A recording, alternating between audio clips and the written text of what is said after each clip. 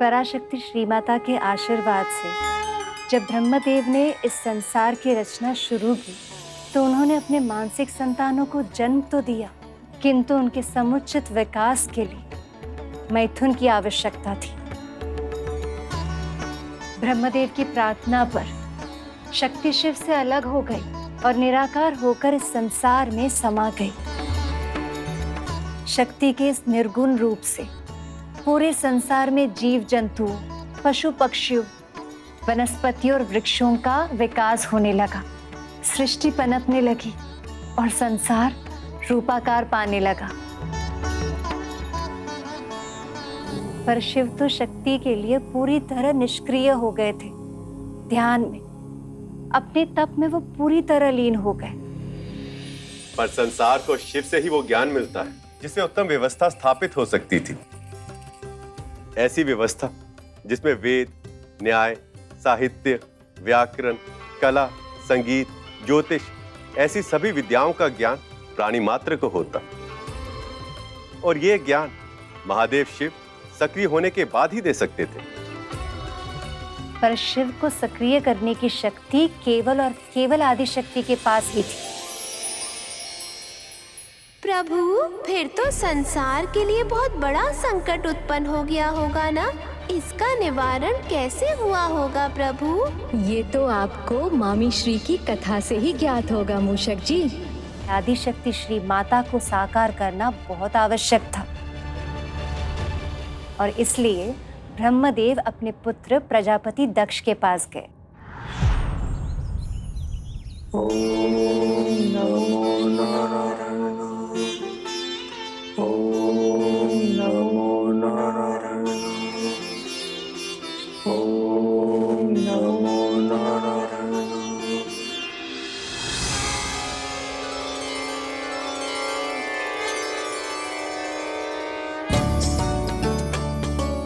प्रणाम पिताजी। प्रणाम पिताजी। कल्याण हो, सृष्टि का विस्तार हो, जीवन फले फूले, इसके लिए संसार को शक्ति की आवश्यकता है। इसलिए आप दोनों आदि शक्ति की आराधना कीजिए और उन्हें प्रसन्न करके उनसे अपनी पुत्री के रूप में जन्म लेने का वरदान प्राप्त कीजिए। फिर प्रजापति दक्ष ने अपने पत्नी के साथ मिलकर आदिशक्ति श्री माता की सच्चे हृदय से तपस्या की।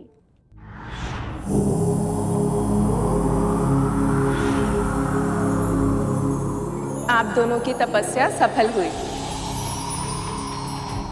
मैं आपकी भक्ति और संकल्प शक्ति से प्रसन्न हूँ और बहुत ही शीघ्र आपके घर सती के रूप में जन्म लूंगी।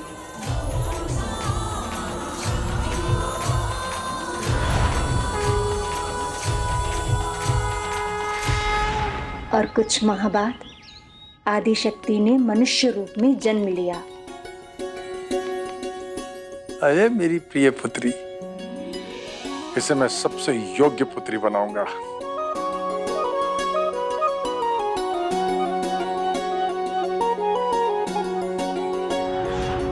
प्रजापति दक्ष का अहंकार उन्हें बनाने की बात कर रहा था जिन्होंने सारे संसार को बनाया।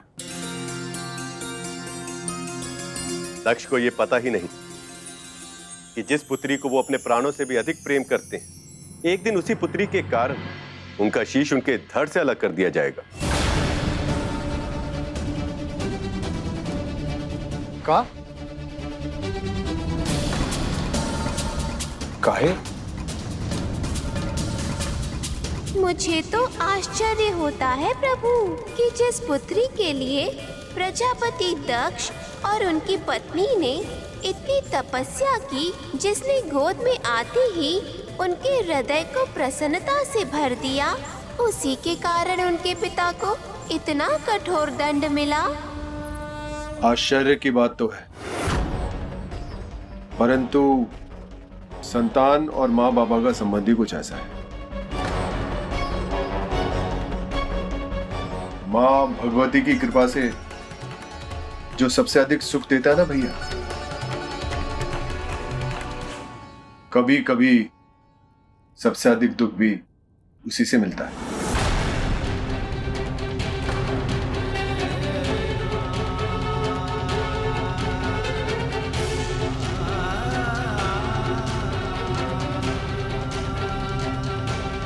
क्या हुआ प्रभु?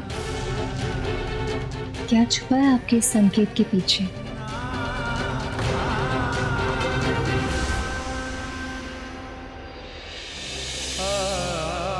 मैं समझ गई प्रभु, कुछ न कुछ ऐसा अवश्य हुआ है जिसके कारण इन दोनों के मन पर बहुत गहरा प्रभाव पड़ा है।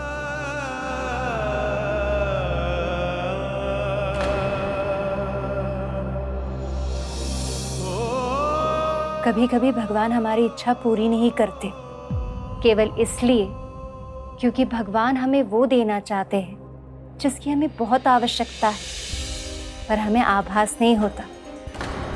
पर है तो हम मानव ही, न पर्याप्त धैर्य रख पाते हैं और ना ही इतना विश्वास दिल के भीतर जगा पाते हैं कि हम भगवान की लीला समझ सकें।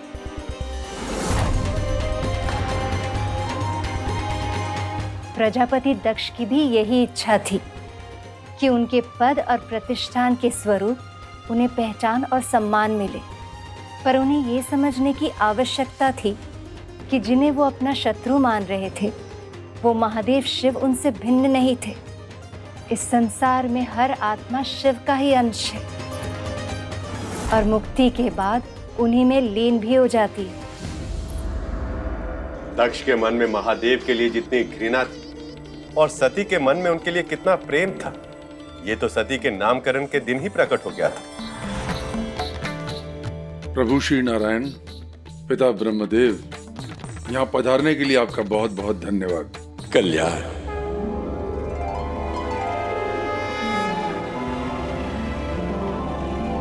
श्री माता आदिशक्ति, प्रणाम स्वीकार करो।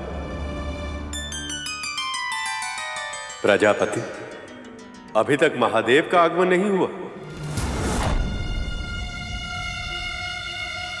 बिना आमंत्रण के आगमन कैसे होगा प्रभु?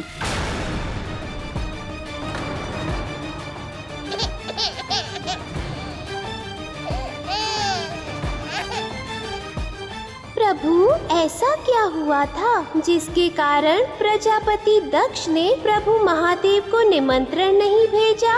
मूषक जी, आप तो जानते ही हैं कि पिताश्री महादेव जब ध्यान में होते हैं तो मात्र उनके भक्त की पुकार ही उन्हें जगा सकती है। प्रजापति दक्ष जैसे अहंकारी लोग इसे अपना अपमान समझते हैं और महादेव की महिमा को नहीं समझने की भूल कर बैठते हैं।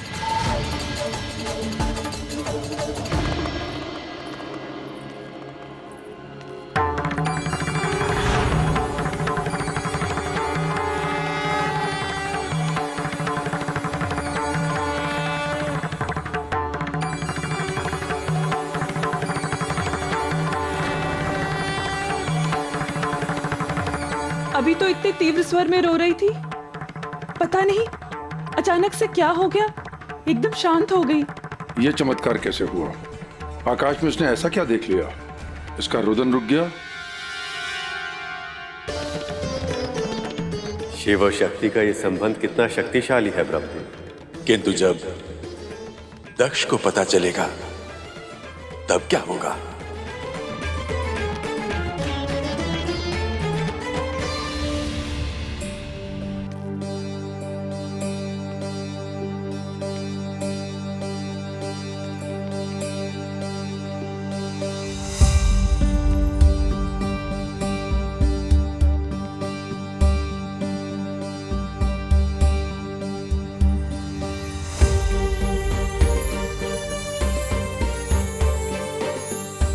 और समय बीतता रहा और सती की आयु के साथ प्रजापति दक्ष का प्रेम भी सती के लिए बढ़ता रहा।